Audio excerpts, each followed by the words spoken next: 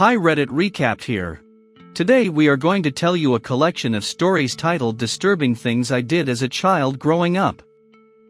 Enjoy our community's stories. As always, stay safe and take care. Not me, but my 5-year-old son. We had a small 5-step stair leading up to the front door. We also had a 2-meter long rope with a couple of knots for him to climb up the sides of the stairs. One day we heard crying outside. He was laying on the ground holding his hands across his neck. He told us he had tried to see if he was able to jump from the stairs with the rope tied to his neck. Just to see if he could hang and dangle there. He had no notion of what being hanged or strangled was. When I was younger, I tried to poison one of my uncles. When I was a kid, maybe 10 or 12, my uncle would drink from the same cup all day every day. I didn't dislike him or anything, I just wanted to see if it would work. I poured peroxide in his cup.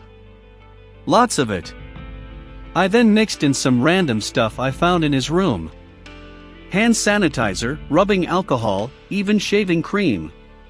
I mixed it all up and then left hoping to hear some kind of suffering coming from his room. Turns out you can smell all of those things, and little me didn't think about that. He poured it out and never thought anything of it or asked any questions. To edit, I'd never hurt anyone now. I was a kid exploring things I just learned about. I promise I'm not crazy, it was just dangerous curiosity. I was watching Barney with my mom, and when the episode finished I asked my mom, "Can I go to Barney's world?" And she replied, "No, Barney's world doesn't exist," so little me thought of a great idea. I told my mom to look away because I was gonna give her a present, so she looked away, and then I bit her as hard as I could. I was in the corner for a while that day.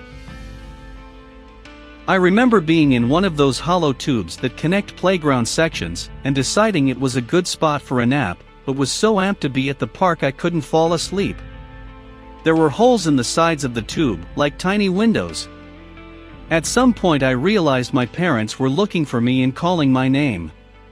I drew why, but I decided it'd be a worthwhile experiment to just sit back and watch my family, then neighbors, then neighborhood in utter panic thinking I'd been kidnapped. I just laid there, listening, sometimes watching through the side holes. Slammed my head into a wall repeatedly trying to forget stuff. Wasn't that hard, but hard enough to eventually make me bleed.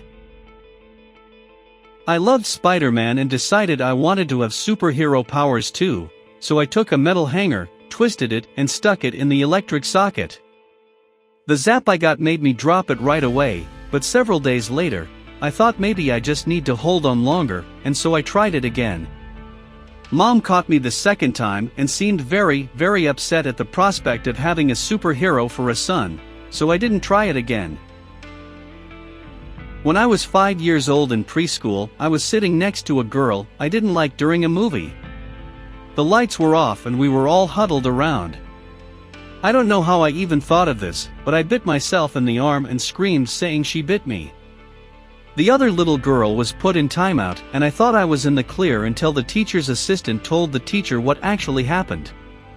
When my mom picked me up that afternoon, my teacher told her what happened, and they legitimately thought I was a psychopath. This marks the end of the collection of stories titled Disturbing Things I Did as a Child Growing Up. I hope you enjoyed this video. Like and subscribe to see more videos like this. Turn on your notifications and leave a comment to help the channel grow.